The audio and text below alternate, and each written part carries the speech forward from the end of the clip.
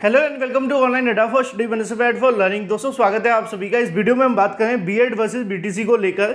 BEd versus BTC Supreme Court के order के पलटने के बारे में, क्योंकि यहाँ पर BEd versus BTC Supreme Court of India ने 11 अगस्त 2023 को ऑर्डर दिया था, जिसमें एनसीटी के माध्यम से जारी किया गया 18 जून 2018 का नोटिफिकेशन रद्द कर दिया। उसके आधार पर पूरे देश की प्राइमरी शिक्षक भर्ती से बीएड छात्रों को बाहर माना गया। लेकिन अब आगे क्या होगा, इसको लेकर डिटेल में बात करेंगे। ऑथेंटिक जानकारी दी जाएगी, रियल दी जाएगी।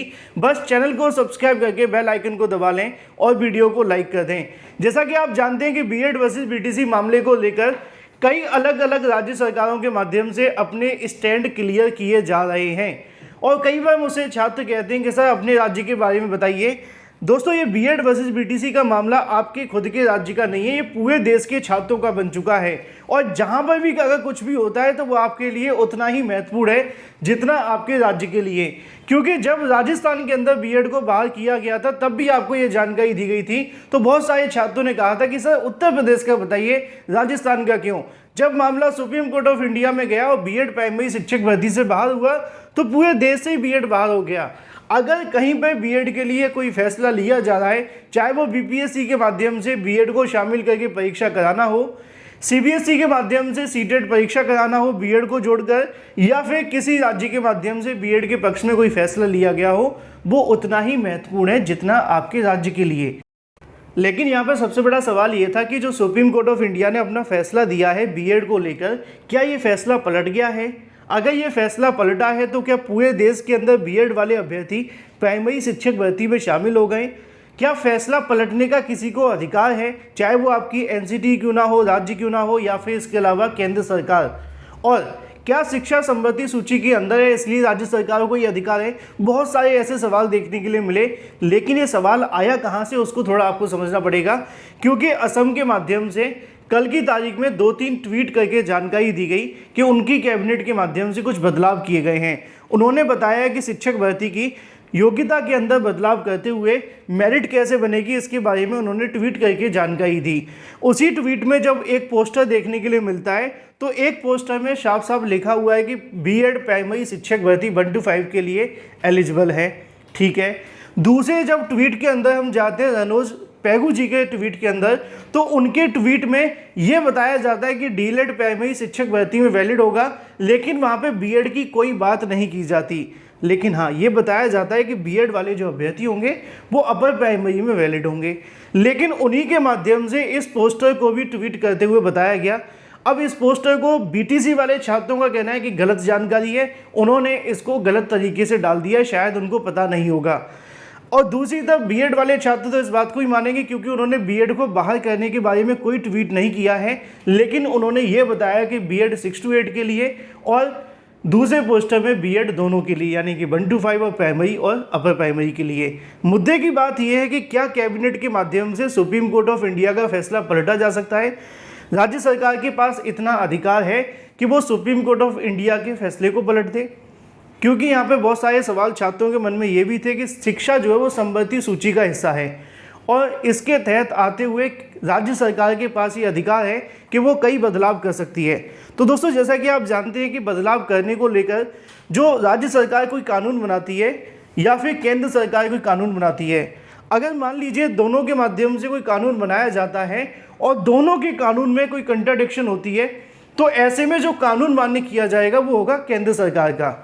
अब केंद्र सरकार इस मुद्दे पे कोई कानून बना सकती है, यानी कि शिक्षक भर्ती की योग्यता को लेकर, तो केंद्र सरकार के पास जो कहने की संस्था है जिसका नाम है एनसीटी, तो जो एनसीटी कानून बनाएगी वही एक तरीके से केंद्र सरकार का ही कानून है, क्योंकि केंद्र सरकार के अंडर में आती है एनसीटी। अब एनसीटी के पास ये पूरा अधिकार है कि शिक्षक कौन बनेगा, कैसे बनेगा, क्या योग्यताएं होंगी। तो यहाँ पे जो सबसे बड़ा सवाल देखने के लिए मिल रहा था कि शिक्षा संबंधी सूची का हिस्सा है, राज्य सरकार के पास ये अधिकार है, तो इस बात का ध्यान रखा जाए कि जो सुप्रीम कोर्ट ऑफ इंडिया ने ऑर्डर दिया है उस ऑर्डर के आधार पर अब एनसीटी इस मुद्दे पर कोई कानून बना सकती है, बदलाव कर सकती है, और उसके बाद जब तक एनसीटी कोई गाइडलाइन जारी ना करे, राज्य सरकार अपने ओर से सुप्रीम कोर्ट ऑफ इंडिया के ऑर्डर के खिलाफ फैसले शायद नहीं ले सकते हैं। पहला, क्योंकि यहाँ पे शिक्षा संबंधी सूची का हिस्सा तो है राज्य सरकार चाहे तो बदलाव कर सकती है, लेकिन केंद्र सरकार का अपना फैसला क्या होगा, और दोनों फैसले अगर अलग अलग पाए जाते हैं तो यहाँ पर केंद्र सरकार का ही फैसला मान्य होगा। और अभी तक केंद्र सरकार ने अपना कोई फैसला दिया नहीं है बीएड वर्सेस बीटीसी पर। अगर असम सरकार के माध्यम से बीएड को शामिल किया गया है, जो कि उन्होंने इसमें लिखा हुआ है, तो उसके बाद देखना ये होगा कि क्या केंद्र सरकार यानी कि एनसीटी के माध्यम से बीएड को लेकर कोई कानून बनाया जाएगा। क्या एनसीटी इसको लेकर आगे कोई फैसला लेने वाली है, क्योंकि अभी तक उन्होंने कोई भी जानकारी खुलकर नहीं दी है।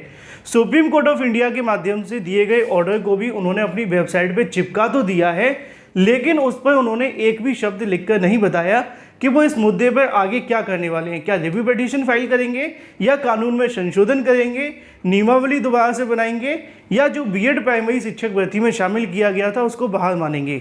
लेकिन ऑर्डर को अपनी वेबसाइट पर लगा देने से इस बात को तो बताते हैं कि उनका गजट 28 जून 2018 का रद्द हो चुका है।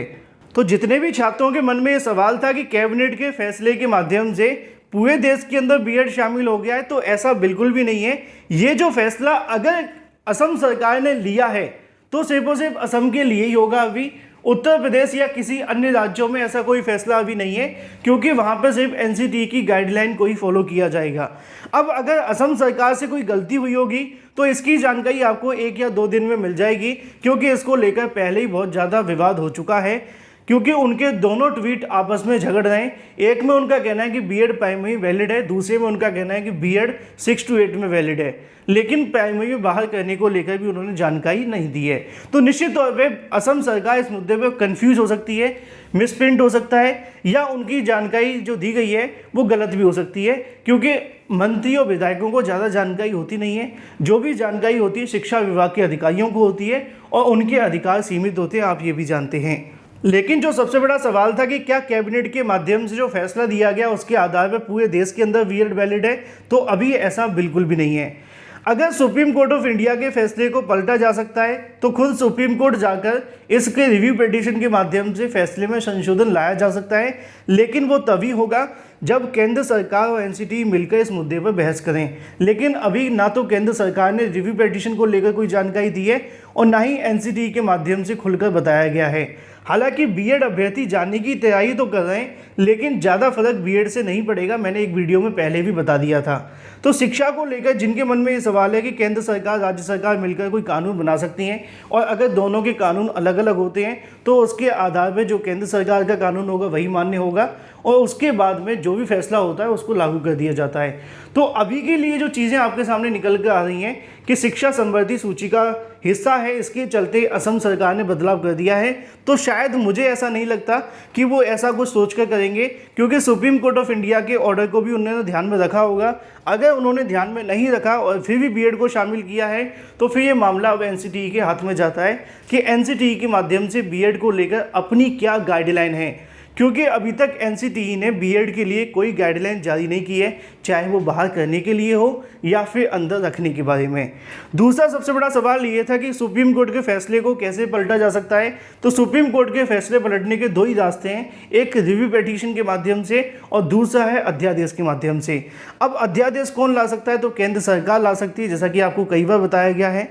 अगर राज्य सरकार चाहे तो वो भी इसमें सपोर्ट कर सकती है। केंद्र और राज्य मिलकर इस मुद्दे पर विचार विमर्श करके अध्यादेश के माध्यम से बीएड को प्राइमरी शिक्षक भर्ती में शामिल कर सकते हैं। लेकिन क्या अध्यादेश लाना इतना आसान होगा, क्योंकि आप जानते हैं कि केंद्र सरकार के पास भी सीमित राइट हैं, क्योंकि उन्होंने एनसीटी को यहाँ पर बनाया हुआ है, और एनसीटी अपनी ओर से जब कोई संशोधन करेगी आरटी एक्ट के अंदर, उसके आधार पर फिर बीएड को प्राइमरी शिक्षक भर्ती में लेकर के आएगी। तो मतलब ये है कि ये तीनों चीज़ें मिलकर, केंद्र, राज्य और एनसीटी मिलकर संशोधन के माध्यम से बीएड को प्राइमरी में ला सकते हैं, और जो सुप्रीम कोर्ट ऑफ इंडिया ने अपना फैसला दिया है उसमें बदलाव कर सकते हैं या उसको पलट सकते हैं। लेकिन ये करेंगे कि नहीं, इसको लेकर अभी किसी ने भी स्पष्ट नहीं किया है, ना तो केंद्र सरकार ने और ना ही राज्य सरकार ने और ना ही एनसीटी के माध्यम से। तो जो सवाल सबसे बड़ा है कि बीएड प्राइमरी शिक्षक भर्ती में शामिल किया गया असम के अंदर, तो नोटिफिकेशन को लेकर जो विवाद हुआ है उस पर असम सरकार के मंत्री जी के माध्यम से किए गए ट्वीट को लेकर है। तो अभी जो सुप्रीम कोर्ट ऑफ इंडिया का फैसला उसको पलटा नहीं गया है पूरे तरीके से। असम सरकार की कैबिनेट ने अगर पलटा है तो इसको लेकर उनको स्पष्टीकरण अभी देना होगा कि उन्होंने किन नियमों के आधार पर बीएड को प्राइमरी में शामिल किया है। अगर नहीं किया है तो उनसे जो गलती हुई है मिसप्रिंट के माध्यम से, उसका भी स्पष्टीकरण उनको कर देना चाहिए। फिलहाल चाहे वो शिक्षा संबंधी सूची का मामला हो या फिर सुप्रीम कोर्ट ऑफ इंडिया के ऑर्डर को लेकर, अगर केंद्र सरकार और एनसीटी चाहें तो इस मुद्दे पर आगे बहुत सारे कदम उठाकर बीएड को प्राइमरी में शामिल कर सकते हैं, जैसा कि मैंने आपको स्टार्टिंग में बताया। लेकिन ये होगा तभी जब ये अपनी ओर से अपना स्टैंड क्लियर करेंगे। अभी दोनों के दोनों इस मामले को लेकर शांत हैं, चाहे वो चुनाव का मुद्दा हो या किसी और की वजह से। उम्मीद है कि आपके सभी सवालों के जवाब क्लियर हो गए होंगे, क्योंकि छात्र इस मुद्दे को लेकर काफ़ी परेशान थे कि शामिल है या नहीं है, क्योंकि बीटीसी का कहना है कि नहीं है और बीएड का कहना है शामिल है। अगर बीएड अभ्यर्थी बोल रहे हैं तो वो भी गलत नहीं है, क्योंकि लिखा हुआ है, अब लिखा हुआ ही तो पढ़ेंगे। और जो बीटीसी के अभ्यर्थी बोल रहे हैं तो वो उसके आधार पर बोल रहे हैं कि उनका कहना है कि भाई वो 6 to 8 के अंदर लिखा है, लेकिन प्राइमरी तो लिखा नहीं। लेकिन उन्होंने ये भी नहीं लिखा कि प्राइमरी से बाहर है। तो निश्चित तौर पर सरकार कहीं ना कहीं छात्रों को गोल गोल घुमा रही है। अगर कोई फैसला लिया जाता है तो उसके बारे में स्पष्ट जानकारी छात्रों को मिलनी चाहिए, जिससे कि अभ्यर्थियों को पता चले कि प्राइमरी में उनको शामिल किया है या नहीं किया है।